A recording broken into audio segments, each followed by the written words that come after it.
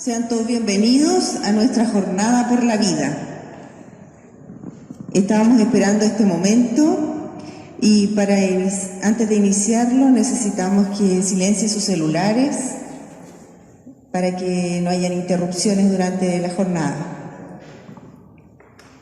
Le vamos a dar la palabra al Padre Francisco, que nos va a hacer la oración inicial. Bueno, buenas tardes.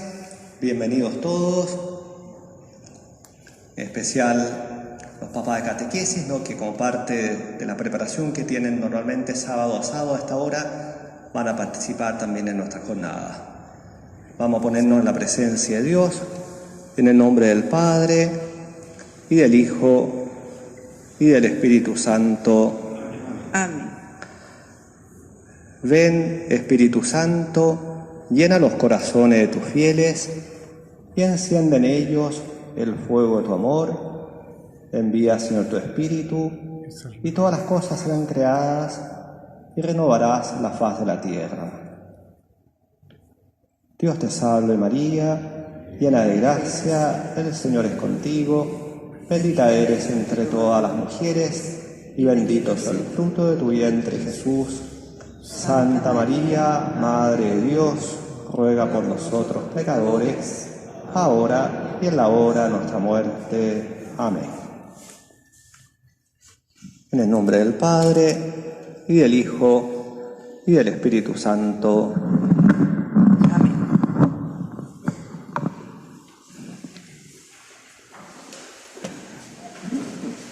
Para iniciar la jornada, vamos a presentar a nuestro panel.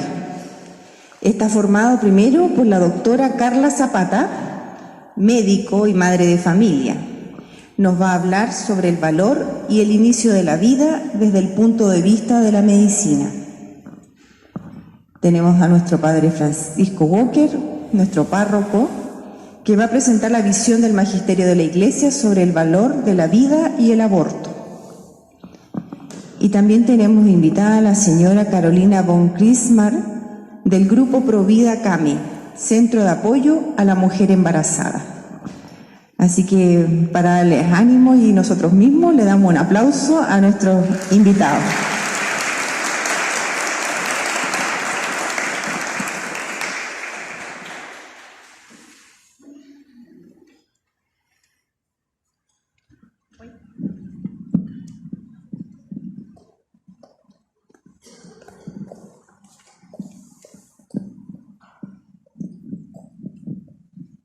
Buenas tardes, queridos hermanos.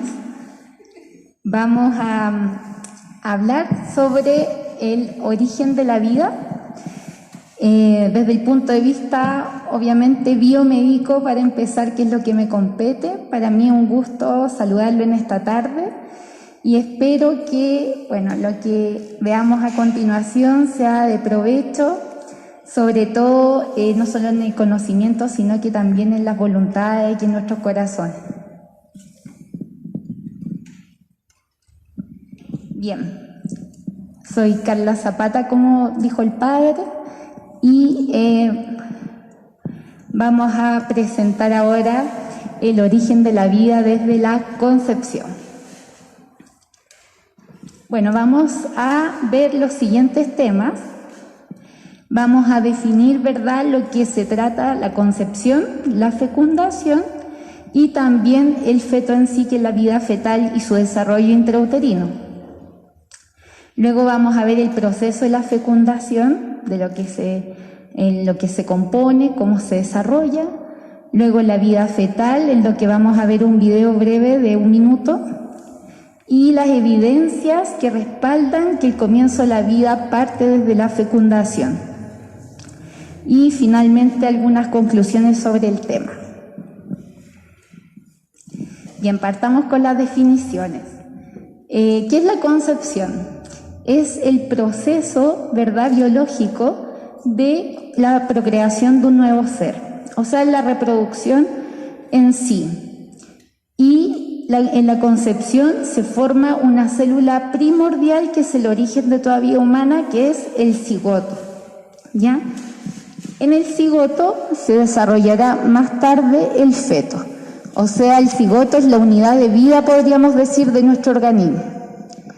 Después, la fecundación, que es el proceso biológico de la concepción, ¿ya? Y no es más que la unión del gameto masculino, que es el espermio, con el óvulo, que es el gameto femenino. Bueno, entonces la fecundación está dada las primeras 24 horas del proceso de la reproducción y es la unión, ¿verdad?, de los gametos, como dijimos recientemente. El cigoto, a formarse, contiene los genes, por tanto, del padre que los dona y de la madre. Por lo tanto, es una transmisión de vida ya hacia el nuevo ser.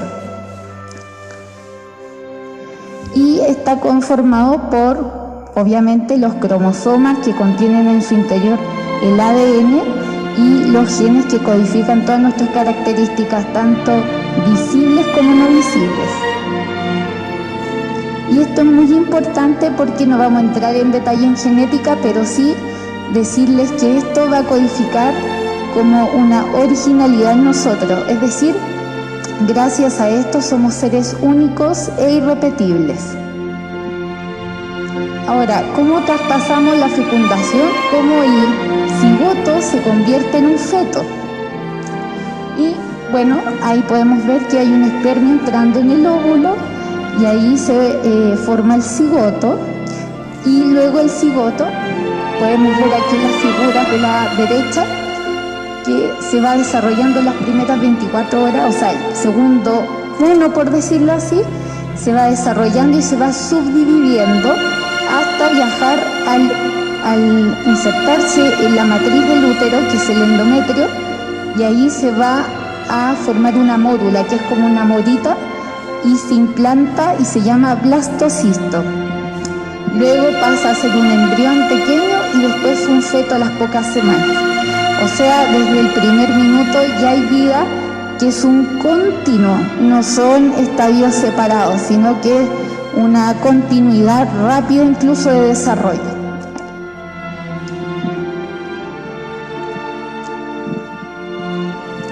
Este video va a relatar un poco la fecundación paso a paso.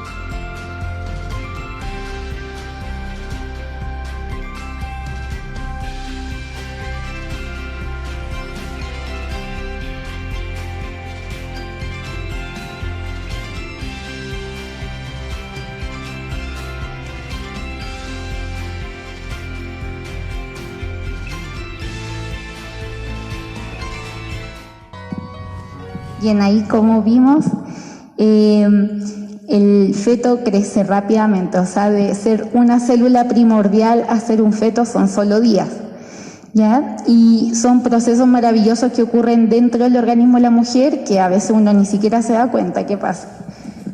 Ahora, cabe la pregunta entonces, según lo que hemos visto, ¿cuándo comienza la vida humana? Bueno, ahí está la respuesta, ¿verdad? Desde la fecundación, que se lleva a cabo en la concepción. Y podríamos, bueno, hay algunas corrientes actuales que dicen, no, la vida humana comienza desde la implantación. O algunos dicen, no, desde que el feto es viable. Y en realidad no, porque podemos ver que es un continuo de vida.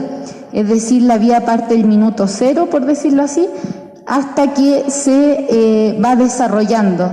Entonces, no cabe, es inequívoca la respuesta, que la vida parte desde la fecundación, o sea, no es en los procesos que vienen posteriores, que son totalmente una continuación de lo anterior y que no puede ser dado si no está lo anterior. Ahora hay unas evidencias que respaldan esta respuesta que ya hemos respondido. ¿Cuáles son los fundamentos de esto? Bueno, aquí hay algunos ejemplos, hay muchos, pero en honor al tiempo vamos a hablar solo de 3. Por ejemplo, los gemelos idénticos. ¿Han visto alguna vez algún gemelo que sea igual casi al otro? Bueno, son un 90% iguales, pero no son nunca un 100%. Y eso es básicamente porque el material genético que se traspasa desde un espermio que fecunda solo un óvulo, se subdivide en 2 cigotos. Y cuando hay un traspaso de genes, los genes tienen ciertas probabilidades de traspasarse. O sea, nunca se van a traspasar el 100% de ellos.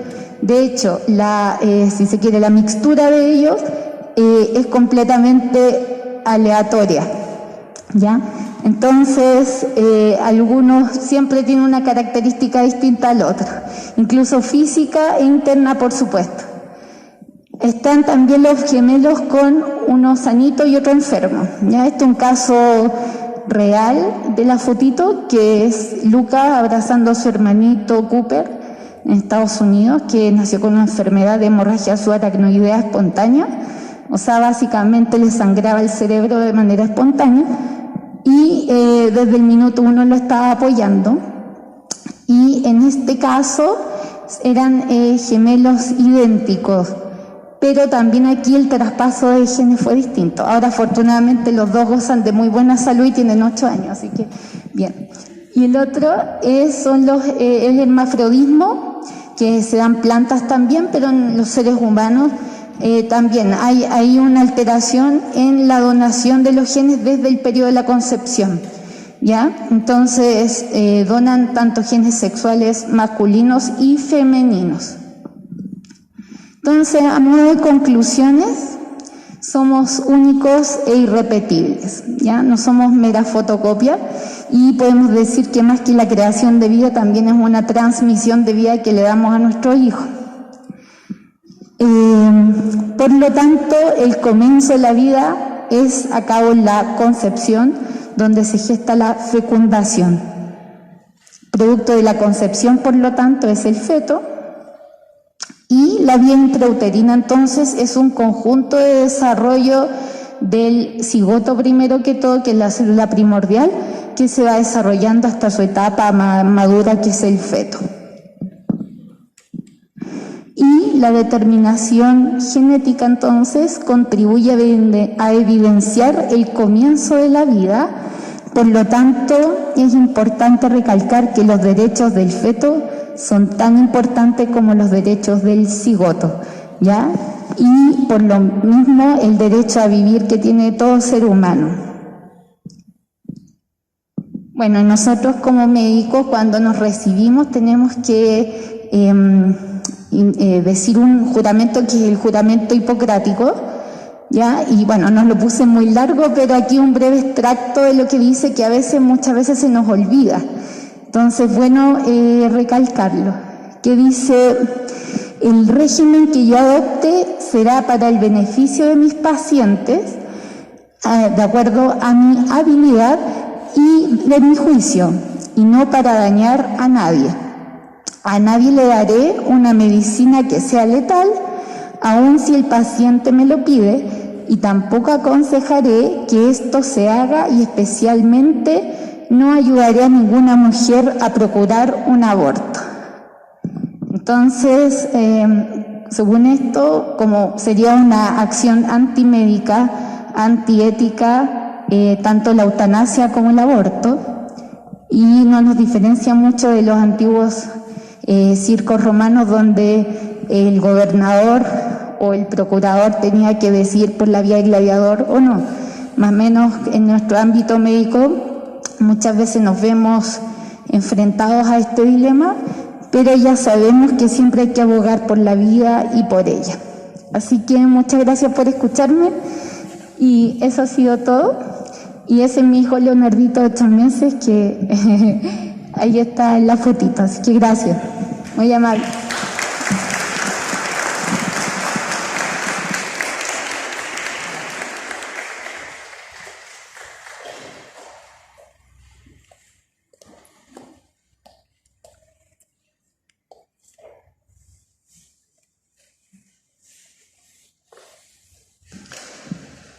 Bien, después de esta exposición de la doctora Carla, yo voy a exponer a la mirada del punto de vista más teológico, del punto de vista de la enseñanza de la Iglesia. Como título le coloco a esta breve exposición el Evangelio de la vida. El título está tomado de una encíclica del Papa Juan Pablo II. Evangelio significa buena noticia. ¿Por qué la vida es una buena noticia? Uno puede ver cómo el hecho mismo de que el Hijo de Dios se haya hecho hombre, haya querido encarnarse, haya dado su vida por el hombre, haya resucitado por él, eso nos muestra que la vida humana encierra un misterio muy grande. O sea, ¿quién es el hombre? Tiene que tener algo muy grande para que Dios, nada menos que el Hijo Eterno de Dios, haya querido hacerse uno de nosotros. Y a mí me impresiona, acá me lo han escuchado los que son feligreses de acá, ¿no? Me impresiona a mí que Jesús, cuando vino al mundo, quiso hacer todo el camino humano. Él podría haber aparecido como un hombre adulto, pero sin embargo quiso ser concebido en el seno de una mujer, llevar a cabo todo el proceso que nos explicaba Carla recién, crecer, desarrollarse, hizo todo el camino humano. Bueno, esa buena noticia de la vida uno la ve también en el actuar de Jesús, cómo Jesús se acercaba a todos, especialmente a los más pequeños. Pensemos en los leprosos, los enfermos. O sea, ese acercamiento al más pequeño nos muestra que toda vida, también la más desvalida, tiene un valor muy grande a los ojos de Dios. Bueno, y sin duda lo que termina de darle valor a la vida humana a la luz de la fe es la llamada a la vida eterna. Es decir, si nosotros, criaturas que vivimos en el tiempo, pero si nuestra vida está llamada a proyectarse para siempre junto a Dios, bueno, eso le da un valor infinito a nuestra vida humana. Entonces, la vida humana es una buena noticia. Jesús dio su vida para que tengamos vida, vida en abundancia, vida eterna.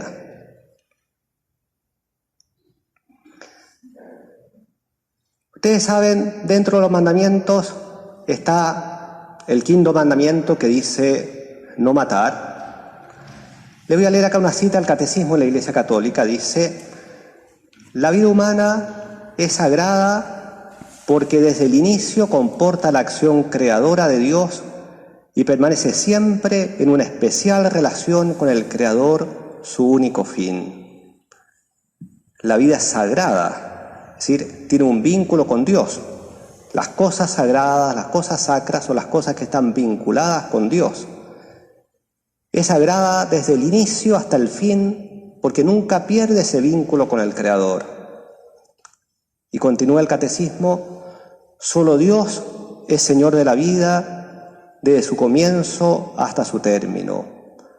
Nadie, en ninguna circunstancia, puede atribuirse el derecho de matar de modo directo a un ser humano inocente. Ahí tenemos la norma moral del quinto mandamiento que tiene su fundamento en la Escritura y que la Iglesia la ha proclamado siempre, ¿no?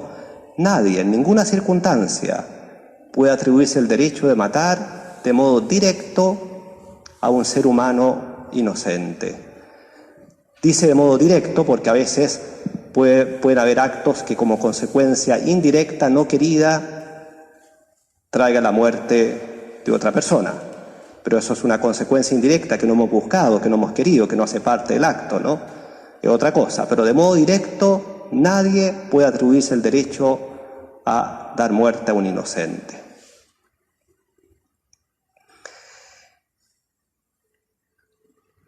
Retomando un poco lo que nos decía Carla, está muy claro, ¿no? Lo vimos en ese video que ella nos mostró, que uno puede resumir diciendo que a partir de la concepción de la fecundación hay tres hechos incuestionables. Primero tenemos un ser vivo.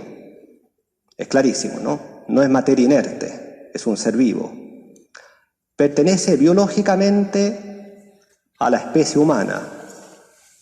Y lo que Carla insistió mucho, ¿no? Yo quiero resaltar, que me parece una idea fundamental para comprender nuestro tema, que posee en principio, siguiendo un proceso continuo de desarrollo, la capacidad de dar origen a un recién nacido. Es decir, desde el momento de la concepción de ahí en adelante es un continuo, como decía Carla. O sea, el único salto cualitativo es el que se da desde antes de la concepción y después de la misma. Antes de la concepción que tenemos dos células independientes, el gameto masculino y el gameto femenino. Después de la concepción tenemos un ser que tiene un patrimonio genético único e irrepetible. Yo a veces doy este ejemplo, ¿no? Si pudiéramos ver ese patrimonio genético en alguien recién concebido y lo comparamos después con ese mismo ser cuando llega a los 90 años, exactamente lo mismo. Exactamente lo mismo. ¿Es así, no es cierto? Sí, porque no quiero equivocarme acá, pero sí. Bien. Ahora, acá les traigo una cita de un filósofo contemporáneo que falleció hace poco, Robert Spemann, que explica el concepto de persona, ¿no?, aplicado a nuestro tema. Bueno, antes de leer la cita, ustedes saben que el concepto de persona en la historia del pensamiento, en fondo, es uno de los grandes aportes del cristianismo a la cultura humana, a la historia del pensamiento.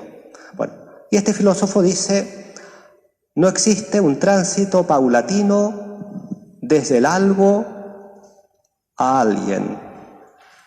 Si el ser persona fuera un estado, podría surgir poco a poco.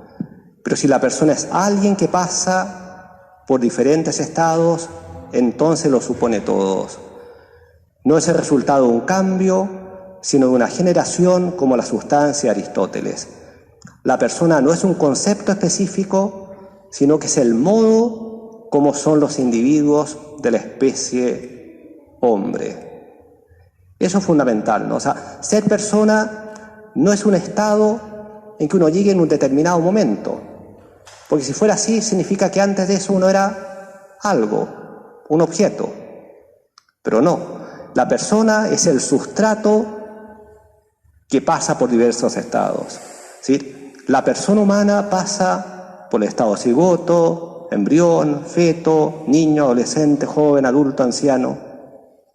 Es el sujeto, es el sustrato que pasa por diversos estados, ¿no? Como dice acá Spemann, la persona no es un concepto específico, sino el modo como son los individuos de la especie hombre. Es decir, por ser hombres, por ser seres humanos, por ser hombres o mujeres, somos personas. Y por tanto gozamos de la inviolable dignidad de toda persona humana. Acá cito al Papa Juan Pablo II, el Evangelium Vitae, que dice una cosa, dice: por lo demás está en juego algo tan importante que desde el punto de vista de la obligación moral bastaría la sola probabilidad de encontrarse ante una persona para justificar la más rotunda prohibición de cualquier intervención destinada a eliminar un embrión humano. Es decir, ¿cuál es el razonamiento del Papa? O sea, él dice concedamos de que alguien pudiera dudar, pudiera tener la duda de que si estamos ante una persona o no. Pero si lo que está en juego es la probabilidad de que sea una persona, no podemos tocar esa vida. Un ejemplo. Imagínense, a alguno le gustara cazar con Z, ¿no? Y va ahí, ve, hay un matorral y algo se mueve detrás del matorral. Alguien le dice, parece que hay un conejo ahí, dispara. Pero otro le dice, no, parece que es un niño. Y en realidad no se ve, solamente se ve que algo se mueve. ¿Podemos disparar o no? Obvio que no. O sea, ante el riesgo de que sea un niño, no podemos disparar, ¿no? Bueno, esto es lo que nos quiere decir el Papa, ¿no? O sea, el pensamiento filosófico está claro que esa es persona siempre. Pero si alguien lo dudara, bueno, ante la posibilidad de que sea una persona humana, no podemos tocar esa vida. Bueno, el aborto, ¿cómo se define? La eliminación deliberada y directa, como quiera que se realice, de un ser humano en la fase inicial de su existencia, que va de la concepción al nacimiento. ¿Estamos de acuerdo, no?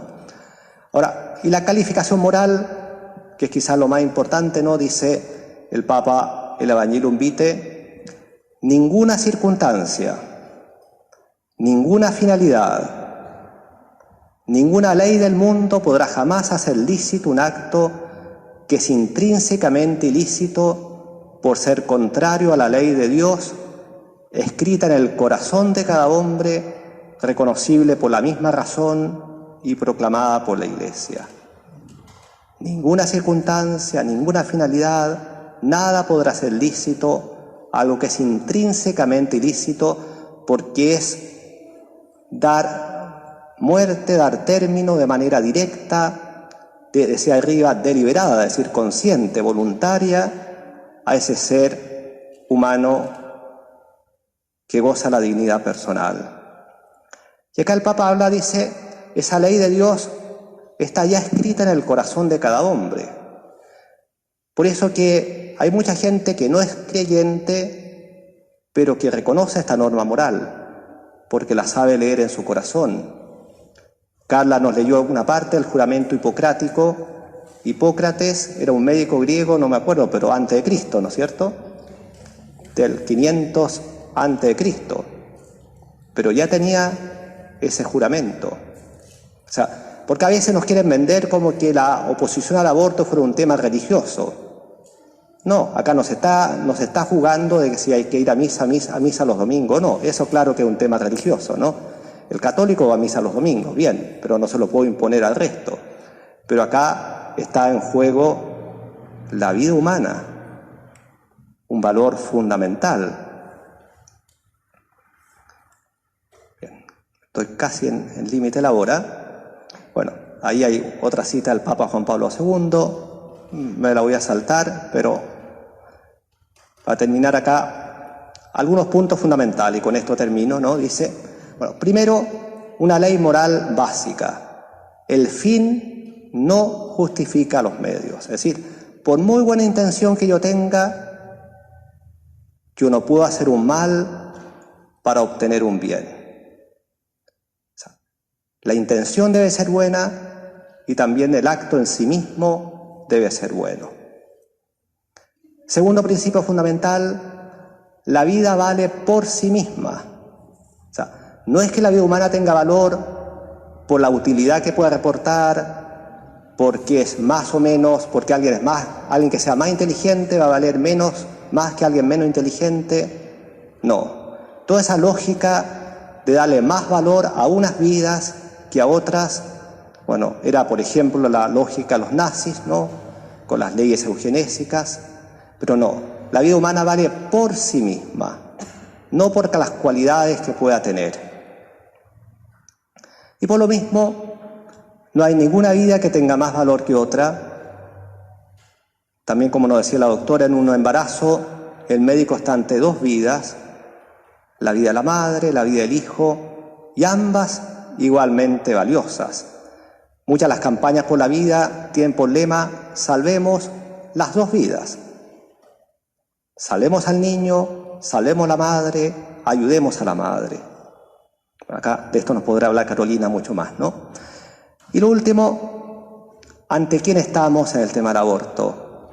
Como nos recalcó el Papa Juan Pablo II, muchas veces estamos ante la criatura más débil, más inocente. O sea, si hay alguien que es absolutamente inocente, la criatura que ha sido concebida en el seno de su madre. Y la más indefensa, que ni siquiera puede defenderse mediante un grito, mediante un gemido. Porque ese grito, ese gemido, sí, a veces lo prorrumpe, pero nadie lo escucha. No sé si ustedes han visto el documental El grito del silencio, que es fuerte, ¿no? Muestra en la filmación de un aborto, muestra la tenaza del abortista en el útero de la mujer, cómo el feto trata de esquivar la tenaza y finalmente, cuando ya no puede hacerlo, abre su boquita en un grito silencioso que nadie pudo escuchar. Bueno, eso, ya he hablado suficiente. Gracias.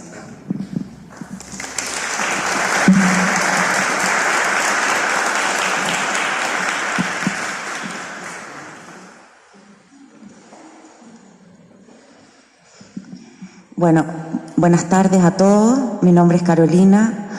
Gracias a todos por venir y por darse este ratito para pensar y reflexionar sobre un tema tan importante como es la vida humana y qué valor tiene para nosotros hoy día. Yo soy voluntaria de una fundación que se llama CAME, no sé si alguno la ha escuchado, ha oído hablar de ella. Es el Centro de Ayuda a la Mujer Embarazada. Nosotros en esta fundación llevamos 7 años. Es una fundación que viene desde México, está en casi todos los países latinoamericanos hoy día, tratando de aportar y de apoyar a las mujeres que de alguna manera sienten, por su condición de vida, por su condición económica, social, por su vulnerabilidad a veces psicológica, que la única opción que hay para ellas frente a un embarazo es la decisión del aborto. Nosotros las acompañamos y tratamos de mostrarles que sí hay otros caminos, porque hoy día la sociedad parece que les ha cerrado un poquitito las puertas y en eso voy a abocar a todos nosotros hoy día acá. ¿Cuántas mujeres, cuántas conocemos de lejos o de cerca que están solas, que están en alguna situación vulnerable y que en realidad no es mi problema, a mí qué me importa, yo para qué me voy a meter, que es válido, pero que puede hacer la diferencia hoy en día entre que esa mujer tome una buena decisión, dura, difícil, pero buena, y tome la decisión más nefasta de su vida. Hace unas semanas, hablando con una mujer que tuvo 3 abortos en su vida y que hoy día es una mujer de unos 68 años, ella nos contaba que cuando se quedó embarazada la primera vez, una amiga, la compañera de colegio, le dijo: no, tenés que abortar esta guagua, porque piensa que este hijo va a ser para toda la vida. Y ella ahora, después de todos estos años, reflexiona y dice: y el aborto también es para toda la vida, pero es para toda la vida con dolor, con frustración, con una pena enorme, profunda y con una soledad también muy profunda. Entonces, los invito a que reflexionemos frente a eso y no seamos indiferentes frente a lo que le pasa al que está al lado mío. Estamos viviendo tiempos en los que pareciera que tener una relación íntima con otra persona no necesariamente tiene que ver con tener una pareja o que haya cariño incluso, sino que es algo que se dio en el momento, los dos teníamos ganas, total que tanto, yo ya soy grande, esta frase que me encanta a mí, es mi cuerpo, que efectivamente sí, en esas circunstancias sí es su cuerpo. Y se empieza a generar que este regalo de Dios que tenemos de lograr tener una relación sexual con una pareja, con amor, que tiene un fin unitivo, está totalmente pasado de moda, está totalmente en el basurero, ya eso como que uno habla de eso y pareciera que fuera de lo, no sé, tuviera 1000 años o no existiera en este mundo. Pero pasa que en el cuerpo de la mujer se secretan hormonas, se secretan sustancias, porque está hecho así. Está hecho para que seamos mujeres, no para que seamos hombres. Los hombres están hechos para que sean hombres y las mujeres para que seamos mujeres. Entonces empezamos a tener esta contradicción entre que estoy con una persona, pero no me siento feliz, y después estoy con otra persona y tampoco me siento feliz, total da lo mismo, ya que importa, le echo para adelante, y en una de estas veces se produce un embarazo. ¿Y qué pasa? No importa, total hay ley de aborto. Y si hay ley, quiere decir que es bueno, porque lo que la ley permite tendrá que ser bueno. ¿Se fijan cómo nos han ido nublando, cómo nos han ido engañando? Y no podemos ser nosotros, los que estamos sentados acá al frente del Señor, los que le demos la espalda en estas cosas. Nosotros hemos sido de alguna manera regalados con nuestra fe. Tenemos esta gracia gigante que es creer en Él y conocerlo, y estar en el camino hacia llegar a verlo algún día.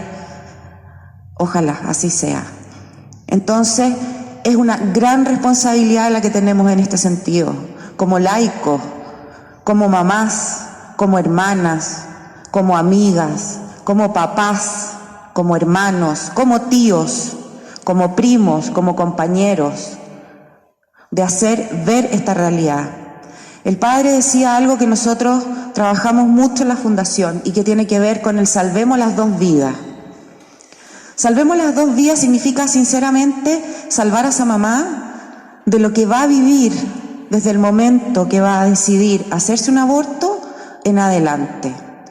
Existe un síndrome que se llama síndrome posaborto, que en los países donde el aborto lleva 30, 40 años, y son países más desarrollados, que tienen más plata, hacen más estudios, se ha estudiado y se descubrió que este síndrome era la misma consecuencia que tenían los soldados al volver de la guerra. Probablemente aquí hay varios que les gustan las películas de guerra. Cuando llega el soldado, mi marido hace así porque a él le gustan, yo sé, gracias. Cuando llega ese soldado que fue mandado por su país a luchar y le tocó matar a otros como él, que no los conocía, que nunca le hicieron nada, que no tenía nada en contra de ellos, vuelven a reinsertarse a la sociedad y no les resulta. No les resulta. Imagínense a una mamá que mata a su propio hijo.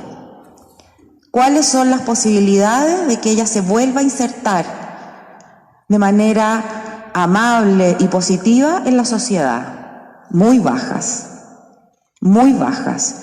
Sobre todo si tenemos a todas estas compañeras detrás que le están alentando y la están incentivando a lo que ella hizo está bien, porque es su derecho, porque es su cuerpo y porque, bueno, ella tiene derecho a decidir sin saber lo que va a pasar con ella misma en 20, 30, 40 o 50 años más. Nosotros vemos hoy día en la Fundación llegar chiquillas desde los 17 hasta los 42 años. Estos 2 últimos años, probablemente mujeres con pareja estable. Por el tema de la pandemia se ha dado que las parejas son bastante más estables, pero que no tienen ningún tipo de programación para tener familia. Y usan el aborto como método anticonceptivo. Porque ¿para qué se van a cuidar si está el aborto?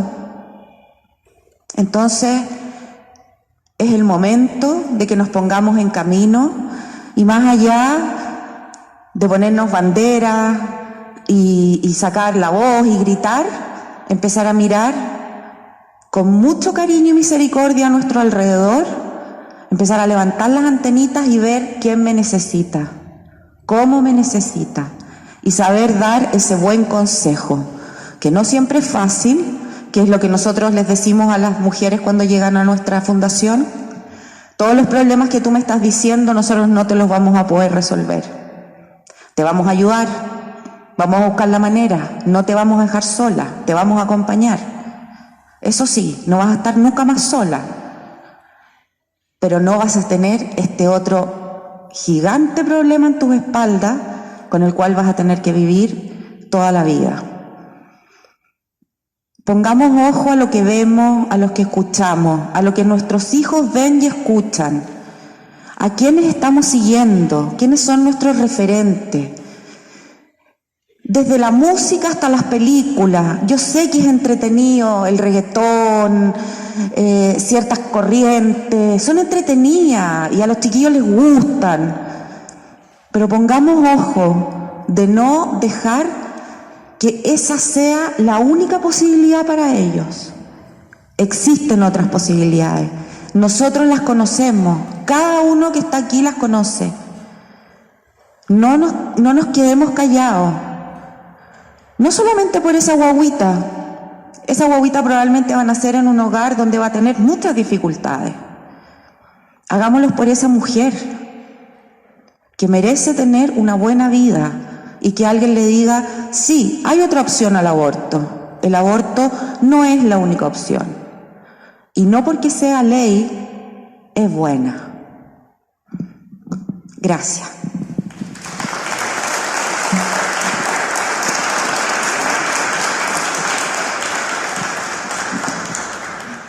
Qué interesante todo lo que hemos escuchado en este breve momento, porque en realidad ha sido breve, pero muy intenso. Padre, cerramos este momento con sus palabras, por favor. Yo les agradezco a todos la participación, a nuestras invitadas Carla y Carolina. Agregar una cosa muy cortita. La mujer que ya ha abortado tiene derecho a la misericordia de Dios. O sea, si ustedes conocen alguna, porque la mujer que ya ha abortado, además del trauma post-aborto que nos hablaban, a veces también tiene la tentación de sentirse rechazada de Dios para siempre, condenada, pero también tiene derecho a la misericordia. Sin duda esa misericordia pasa por el arrepentimiento, el reconocimiento de su culpa, la confesión. Si ustedes conocen alguna, invítenla, que tenga confianza, que no desconfíe. También para ella hay una reserva de gracia y de misericordia. Bueno, muchas gracias. Son temas que seguiremos conversando. Hay muchos temas también vinculados con este tema, ¿no? O que de alguna manera han salido en esta conversación. Les agradezco mucho. Un pequeño aviso comercial.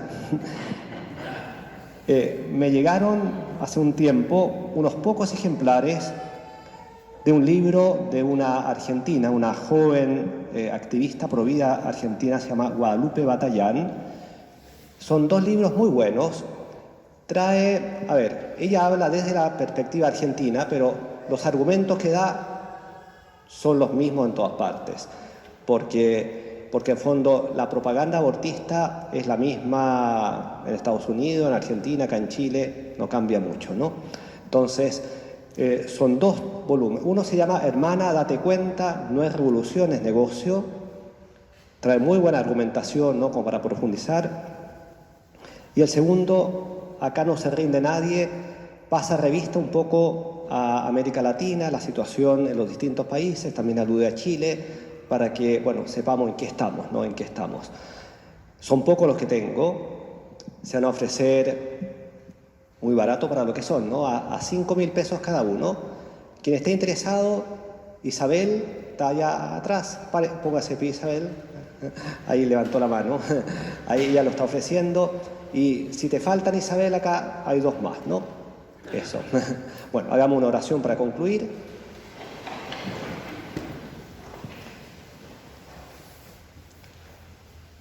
Gloria al Padre, y al Hijo, y al Espíritu Santo.